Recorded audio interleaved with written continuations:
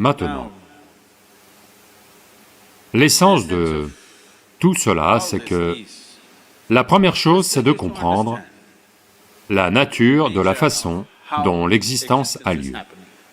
Vous pouvez soit regarder ceci, soit regarder l'atome, soit regarder l'univers. Si vous voulez regarder l'univers, c'est complexe, c'est difficile, parce que vous n'avez pas un siège aux premières loges, vous savez. Il n'y a pas... Ce n'est pas comme un stade où vous pouvez vous asseoir quelque part et regarder tout l'univers. Très difficile. Vous ne pouvez le voir que par morceaux. Si vous voulez observer un atome, personne n'a jamais vu un atome, savez-vous cela? Savez-vous cela? Même dans un super microscope électronique, vous ne pouvez pas voir un atome. On a observé son activité, mais on n'a jamais vu un atome en tant que tel. Mais on l'a brisé. On est capable de casser des choses qu'on ne peut même pas voir. C'est notre... On est très fiers de cela ces jours-ci. On peut casser n'importe quoi.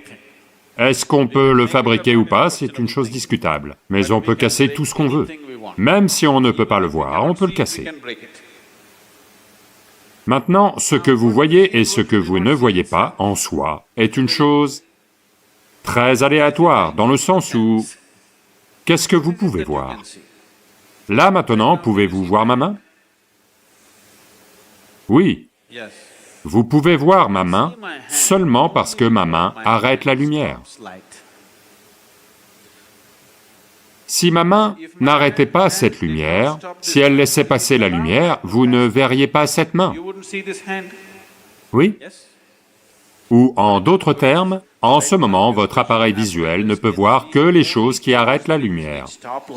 Tout ce qui laisse passer la lumière, vous ne pouvez pas le voir. Vous ne pouvez pas voir la lumière elle-même en premier lieu. Pouvez-vous voir la lumière qui est là? Non. Seulement ce qui arrête la lumière, vous pouvez le voir. Ce qui n'arrête pas la lumière, vous ne pouvez pas le voir. Très mauvais, n'est-ce pas? Vous devez être capable de voir toutes ces choses qui laissent passer la lumière, parce que ce sont des choses importantes. Mais en ce moment, votre appareil visuel est entraîné à voir ou n'est capable de voir que ce qui arrête la lumière. Donc, tout le processus qui consiste à voir la vie telle qu'elle est, c'est tout d'abord développer un œil sans pensée, un œil qui est libre de la pensée. Quand je dis libre de la pensée, c'est libre de la coloration de la mémoire. En ce moment, ces deux yeux sont lourdement chargés de mémoire. Voyez, vous pouvez le voir. Si vous voyez un groupe de gens comme ça, si vous regardez juste tranquillement comme ça, parmi ces centaines de personnes, s'il y a un visage que vous connaissez, vous verrez soudain ce visage se démarque. L'avez-vous remarqué? L'avez-vous remarqué?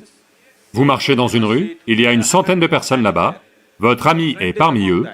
Si vous regardez par là, le visage de cet ami est plus clair que le reste des visages, parce que cet œil fonctionne avec la mémoire. Plus vous avez de mémoire, mieux il voit. Sans mémoire, il ne peut pas voir. Mémoire veut dire un passé accumulé. Mémoire veut dire information. Mémoire veut dire ce qui n'existe pas, mais qui opère comme si ça existait. Les souvenirs sont plus réels que la réalité, n'est-ce pas? Oui ou non? Voyez, je veux que vous compreniez, tout dans votre vie est régi par la mémoire. Pas juste votre clé USB. Tout dans votre vie.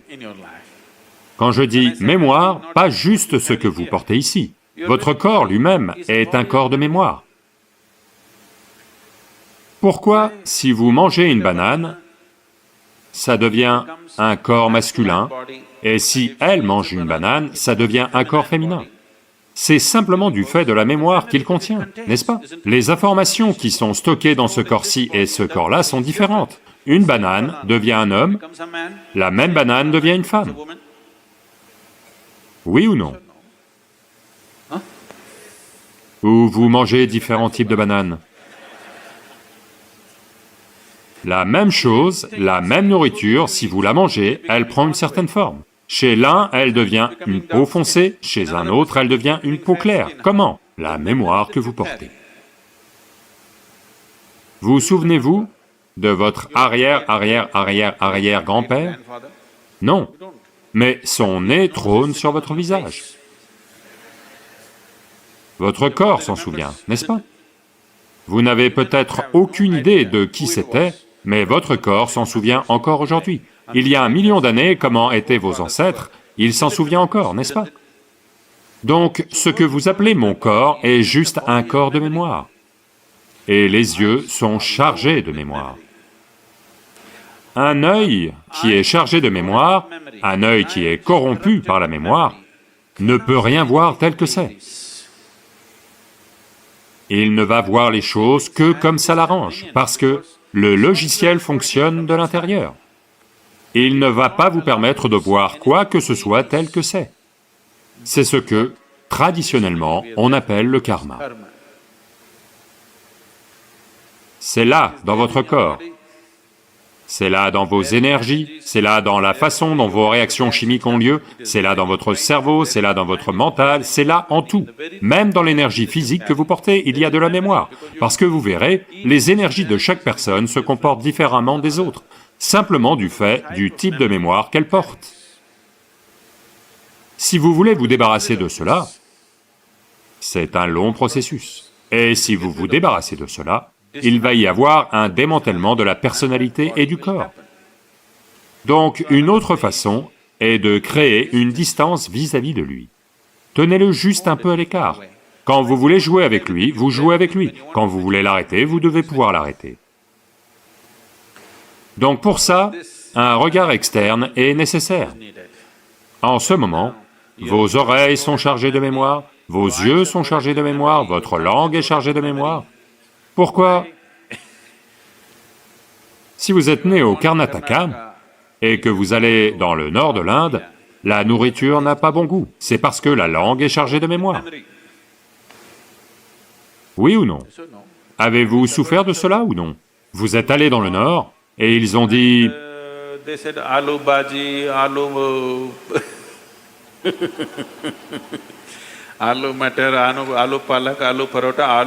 Ils ont dit, vous n'avez pas pu rester. Parce que votre langue est chargée de mémoire. Elle veut que les mêmes choses reviennent, autrement elle va souffrir. Donc ce que être chargé de mémoire veut dire, c'est que un cocon du passé vous enserre. Il ne va pas vous permettre de même passer dans le présent. Un cocon du passé vous enserre, et vous lui permettez de le faire parce que vous vous sentez en sécurité, ça crée un cocon. Il y a de la sécurité, mais dans la sécurité, il y a aussi de l'emprisonnement. Vous êtes vraiment en sécurité si on vous enferme dans un coffre, n'est-ce pas? Mais le problème, c'est que vous ne pouvez pas sortir. C'est tout le problème. Les murs que vous construisez pour vous protéger deviennent aussi des murs d'auto-emprisonnement. Ceci est la nature de la vie. Si vous vous enfermez de l'intérieur ou de l'extérieur, c'est la même chose. Tant que vous n'ouvrez pas la porte, que quelqu'un vous ait enfermé de l'extérieur ou que vous vous soyez enfermé de l'intérieur, il n'y a aucune différence, de toute façon vous êtes emprisonné, n'est-ce pas? Au moins, si quelqu'un vous a enfermé de l'extérieur, vous pouvez au moins vous plaindre et crier. Vous vous êtes enfermé de l'intérieur, vous pouvez seulement être déprimé. Vous ne pouvez même pas crier. Sur qui allez-vous crier? Donc ce processus que l'on regarde, c'est que la mémoire s'imprime à tous les niveaux, jusqu'au niveau des éléments. À partir des 5 éléments qui fonctionnent ici, juste après cela, le travail de la mémoire commence. Donc, quand on prononce le mot « karma », ce n'est pas une formule simple, ou ce n'est pas... Vous savez, les gens disent la théorie du karma. On ne parle pas d'une quelconque théorie, on désigne une certaine réalité. Karma veut dire mémoire. Action et mémoire. Les actions du passé n'existent que sous forme de mémoire, n'est-ce pas? Oui. La mémoire, pas juste celle que vous portez ici. Chaque cellule du corps porte sa propre mémoire. Pourquoi est-ce qu'un atome se comporte différemment d'un autre atome, bien que ce soit les mêmes ingrédients? C'est qu'ils ont une mémoire. Un atome d'hydrogène a un type de mémoire, un atome d'oxygène a un autre type de mémoire. À moins que vous ne les mélangiez, ils vont continuer à se comporter comme ça. Ils sont dans un petit cercle, vous êtes dans un cercle un peu plus grand. L'univers est dans un bien plus grand cercle, mais la même mémoire les gouverne tous. Donc quand on dit karma, on ne parle pas d'un concept ou d'une philosophie, on désigne une certaine réalité qui se manifeste sous la forme de qui vous êtes. La forme même de votre corps est due à la mémoire. Si un oiseau mange une mangue, il devient un oiseau. Si un ver mange une mangue, il devient un ver. Si vous mangez une mangue, vous devenez un être humain, la même mangue. Le nombre de choses qu'elle fait, en fonction du type de mémoire qui est porté. N'est-ce pas? Ce que vous appelez une graine, si vous plantez la même graine, si vous plantez une graine dans le même sol, ici vous plantez un manguier, ici vous plantez un pommier dans le même sol, celui-ci ne va produire que des pommes, celui-ci ne va produire que des mangues. Je sais qu'il y a une photo de journal où vous savez, un jacquier a fait des bananes. Ça c'est autre chose. Oui, vous avez vu ça? Vous êtes tous de Bangalore ou de Devanali?